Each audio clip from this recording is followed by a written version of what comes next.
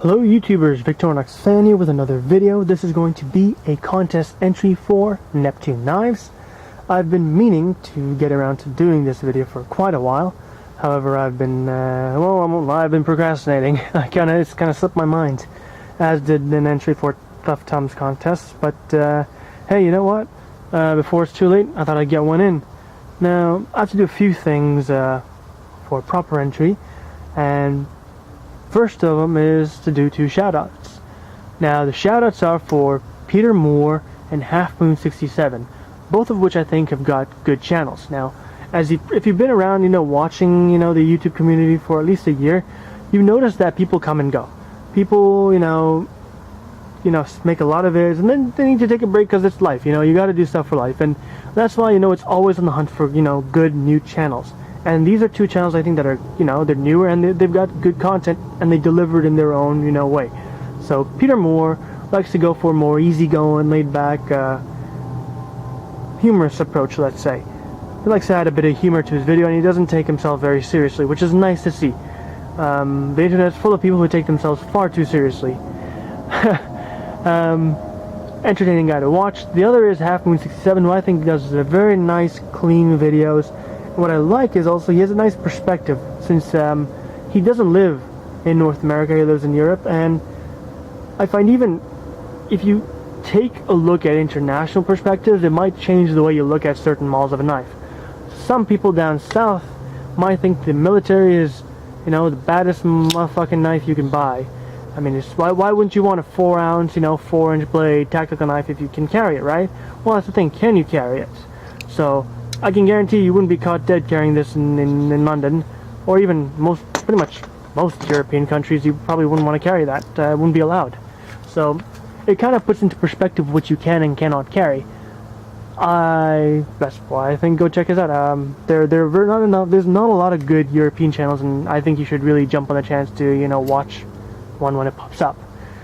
Now, for the second part of this contest, is to tell you my favorite knife company. Oh no, can you see here? Spyderco's, 6 of them. Another guy who says Spyderco's his favorite company? Come on, what is this? It's been done ad nauseum. Well, unfortunately, fortunately actually, they're doing something right. When I was looking through the video responses, I was a bit hesitant to picking Spyderco because I thought, hey, everyone's doing it. Maybe I should pick, Strider, or maybe I should pick, Chris Reeves. Those are both badass knives. I'm like, but they're not my favorite companies. I mean, these 2 are 2 of my absolute favorite knives, but I don't know if I'd say they're my favorite company per se, because I don't own any more other than those 2. These 2 are my top 3 favorite production knives, to give you a gauge how good they are, but I wouldn't say it's my favorite company. My favorite company, obviously, I need to own multiples of their product, like multiple different models of their product line. And I gotta really agree with their philosophy and the way they do things. And the only 2 that really strike me in my collection are obviously, well, 1 Spyderco, or 2 Victorinox. Now, I could do Victorinox, but let's be honest, I don't know. I just felt like doing Spyderco. I've always got my proof. I've always got the Vic Classic on my keys. My most carried knife, actually, to be honest, because it's always with me. But I really just like the way these guys do things, and here's why. First of all, they always are willing to experiment with material, and 2, they really listen to their customers and always focus on improvement. So, elaborate. Always are willing to, test around materials. They've got a large lineup, they've got an ability to produce at a large quantity. So, they have the ability to play around with stuff. So if they want to do sprint runs in, different carbon fiber materials with different steels, like BG42, they can. If they want to, do ZDP 189, they can with an all-might aluminum handle. Sure, why not? They want to, innovate and develop new locking mechanisms when the entire industry is still on frame locks or liner locks and maybe lockbacks. The fact that this company is willing to take chances and design new locks, I think is really good and understated. The compression lock is one of my absolute favorite locks. I think it's stronger than most liner locks and most frame locks. Highly underrated. Spyderco, though, definitely understands this, and they're always willing to try new things. without jeopardizing, obviously, their existing lineup. You're always going to find a Delica. So, I appreciate that. An example here, the Spyderco Mule. This is obviously a beat-up, first generation one. 52-100 steel. And every couple times a year, they'll release a Mule with a different steel. So people can try different steels, but, reducing the variable factors, such as the blade shape, the blade grind, the blade length. If you keep that the same, well, then guess what? Your testing becomes much more accurate as to the steels you like. So the fact that they do that and give you that give you that option for getting that bare minimum, I think is really smart on their part. And it shows they care.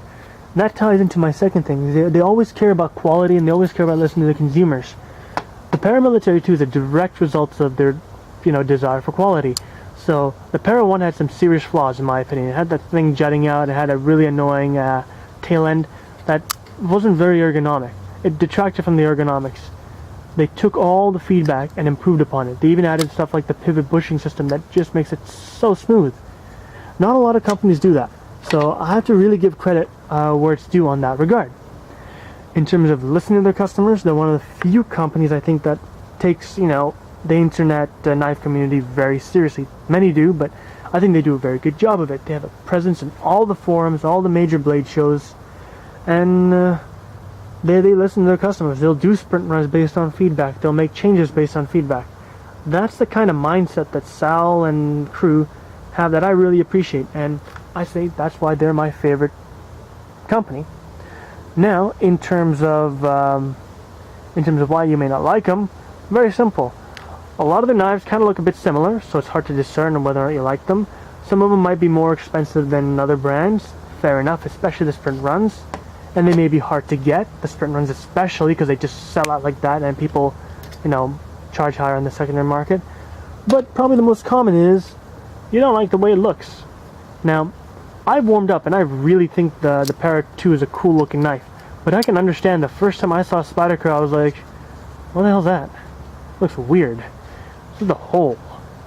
Just the leaf shape, it looks kind of funny if you're not used to Spydercos that are, not been around knives. I mean, you might prefer the look of a more neutral Sebenza over, let's say, something like this or this. But I still think the opening hole is the most reliable and the most, my favorite way of one-handed deployment. Sure, flippers, thumb studs and all that are fun as heck, but in reliability, I trust the opening hole the most. But they're not the prettiest knives. I'll be the first to admit that. So actually, Sal will be the first to admit that they're not designed to be the pretty knives, but they're meant to do the job. So if you don't like the aesthetics, well, I mean, it becomes really hard to justify spending over $100 on a knife.